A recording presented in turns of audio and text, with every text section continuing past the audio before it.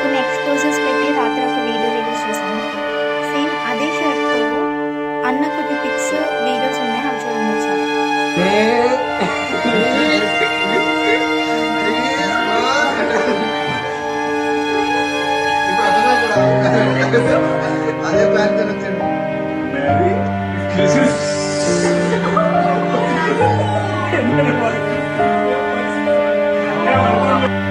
చలాన్ వెబ్సైట్లో ఉండే ఫోటో చూడండి. ఆయన కాళ్ళు ఎంత లీన్గా ఉన్నాయి. ఆయన పొట్టిగా ఉంటారు, అంత కిందకి కాళ్ళు ఉండవు.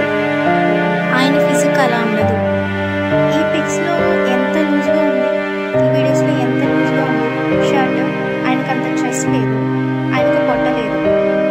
సో డెఫినెట్లీ ఇది ఒక ఫేక్ యాక్సిడెంట్ క్రియేట్ చేశారు చాలా తెలివిగా. వాడు ఎవడో ఖచ్చితంగా ఒక రౌడీ అయి ఉంటాడు. ఆ టీంలో మేబీ ఒక పర్సన్ అయి ఉండొచ్చు.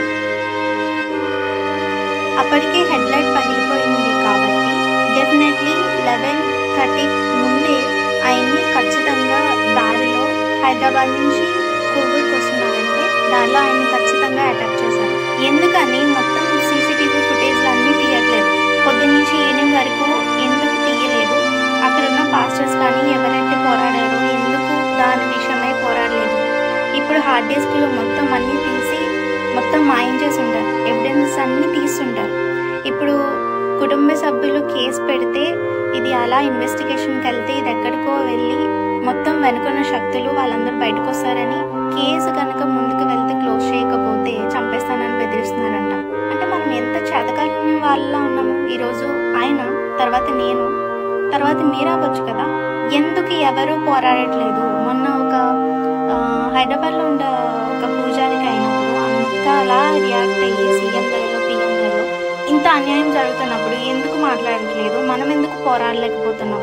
ఆ పెట్రోల్ బంక్ మొత్తం రాత్రంతా ఏం జరిగింది తెల్లవారే వరకు కనుక ఫుటేజ్లు కనుక తీసుంటే వాళ్ళ బండారం అంతా బయటపడిపోయేది. కానీ పోలీసులు అవన్నీ దాచేశారు కదా. ఇప్పటికే హార్డ్ డిస్క్లు అన్నీ అరెస్ట్ చేస్తుంటారు, అన్ని ఎవిడెన్స్లో వాళ్ళ దగ్గర ఉన్న అన్నీ కరెక్ట్ చేస్తుంటారు.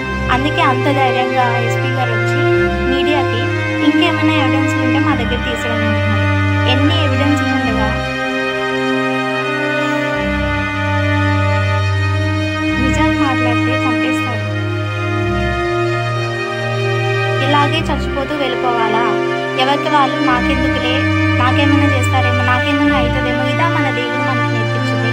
ఆనాడు అపోస్తలులు ఏథెన్స్లో ఆ యూరప్ ప్రాంతాల్లో వాళ్ళు దేవతల గురించి నిజాలు మాట్లాడి మన అపోస్తల కార్యాలయంలో చూస్తాము. తగ్గించలేకపోతే వాళ్ళు డిబేట్ చేయలేకపోతే వాళ్ళు ఎలా కట్టుపరుచుకున్నారు? ఈరోజు అక్కడ ఆ రోజు వాళ్ళ దేవుడి కోసం అపోస్తలులను చంపారు.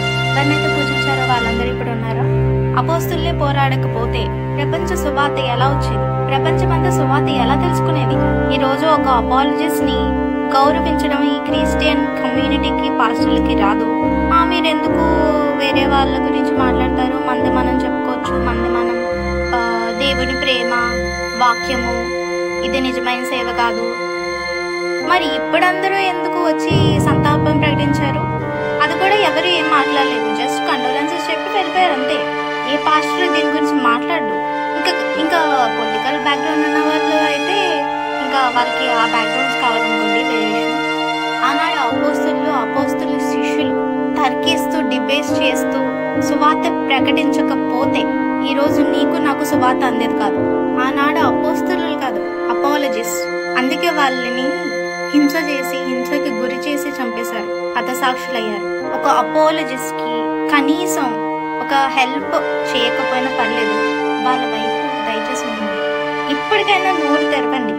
యాక్సిడెంట్ పేరు చెప్పి పాస్టర్లందరినీ చంపేస్తున్నారు. నిన్న ఫ్యూనరల్ నుంచి వచ్చిన హైదరాబాద్లో ఉప్పల్లో జోషువా అనే పాస్టర్ గారిని ఒక ట్రావెల్ బస్ వచ్చి గుద్దేసినప్పుడు స్పాట్లో చనిపోయారు. ఆయన చాలా తెలివిగా ఈ దేశం అంతా ప్లాన్ చేస్తున్నారు.